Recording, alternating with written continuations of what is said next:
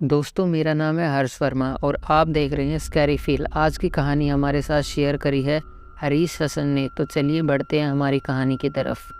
मैं पेशे से एक टीचर हूँ। मैं बचपन से भूत प्रेत और आत्मा इन सब चीज़ों में विश्वास नहीं करता था, लेकिन वो कहते हैं ना, जब अपने ऊपर बीतती है तो ना यकीन करने वाली चीज़ों पर भी यकीन करना पड़ता है। बात उस समय की है जब मैं अपने दोस्त श्यामलाल की शादी में गया था। रात में शादी पूरी हो जाने के बाद मैं अपने दोस्त श्याम से घर जाने की इजाज़त मांगता हूँ। श्याम कहता है, क्या यार तू भी इतनी जल्दी जा रहा है? अभी दारू पार्टी का प्रोग्राम तो बचा ही हुआ है, थोड़ी देर और रुक जा।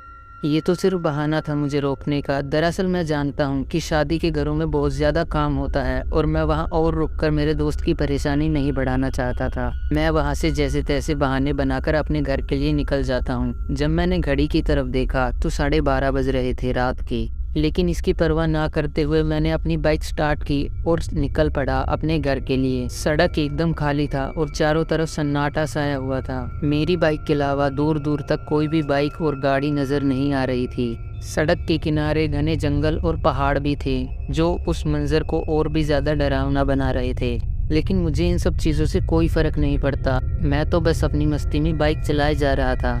जिधर से मैं गुजर रहा था उस रास्ते में गांव और छोटी छोटी बस्तियां भी थी। उसी दौरान मेरी नज़र एक छोटे से बस स्टॉप पर पड़ी जो उसी सड़क के किनारे बना हुआ था। वहां पर एक औरत खड़ी थी जो शायद अपने घर जाने के लिए बस का इंतजार कर रही थी। उसने लाल और सफ़ेद रंग की साड़ी पहनी हुई थी और उसके हाथ में एक हैंडबैग था।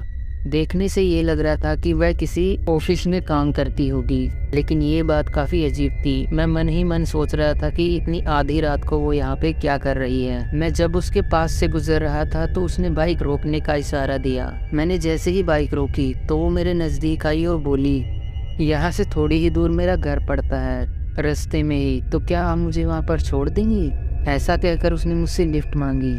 इस पर पहले तो मैंने उससे साफ मना कर दिया, लेकिन फिर मैंने सोचा कि इतनी रात को ये लड़की अकेली यहाँ पर बस का इंतज़ार कर रही है और दूर दूर तक बस या फिर किसी ऑटो के आने की कोई संभावना नहीं है और एक लड़की की मदद करनी चाहिए। ये सोचकर मैंने उसे लिफ्ट देने के लिए हाँ बोल दिया। मैंने ना चाहते हुए भी उसे हाँ कह दिया और वो मेरे पीछे बाइक पर आकर बैठ गई। मैंने बाइक स्टार्ट की और मैं चल दिया वहाँ से। रास्ते में मैंने उस लड़की से पूछा कि आप कहाँ रहती हैं और आप क्या करती हैं? तो उसने मुझे बताया कि मैं यहाँ एक ऑफिस में काम करती हूँ और पहाड़ के पीछे एक बस्ती है जिसमें मेरा घर है, मैं वहीं पर रहती हूँ। उसके बाद मैं बाइक चलाने के साथ साथ उसके साथ इधर उधर की बातें ही कर रहा था। तो थोड़ी दूर जाने के बाद कि उसने मुझसे पूछा कि आपका नाम क्या है और आप क्या करते हैं? तो मैंने उसे बताया कि मेरा नाम हरीश है और मैं एक टीचर हूँ। और सारी बातें बताते हुए मैं अपनी धुन में बाइक को तेज स्पीड में दौड़ा रहा था। पहाड़ के पास पहुंचने के बाद मैं देखता हूं कि जिस लड़की से मैं बात कर रहा था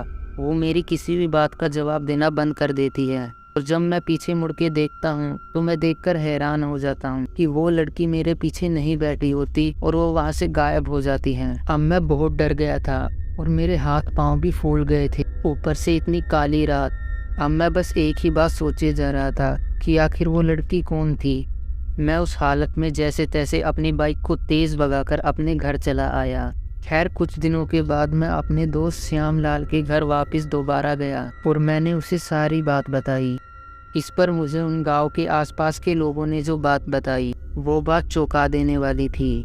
उस गांव के एक बुजुर्ग आदमी ने मुझे बताया कि आज से 20 साल पहले एक और इस गांव के अस्पताल, जिसका नाम सदर अस्पताल था, उस अस्पताल में काम किया करती थी।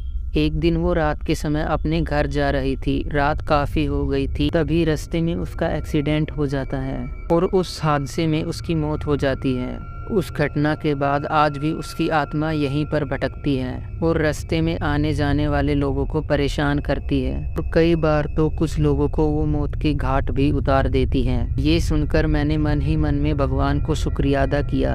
उस दिन मैं मौत के बहुत करीब था, लेकिन मेरी किस्मत अच्छी थी जो मैं बच गया। दोस्तों, आपको हमारी ये कहानी कैसी लगी कमेंट में ज़रूर बताइएगा और अगर आपको ये कहानी अच्छी लगी तो इस चैनल को सब्सक्राइब कीजिएगा।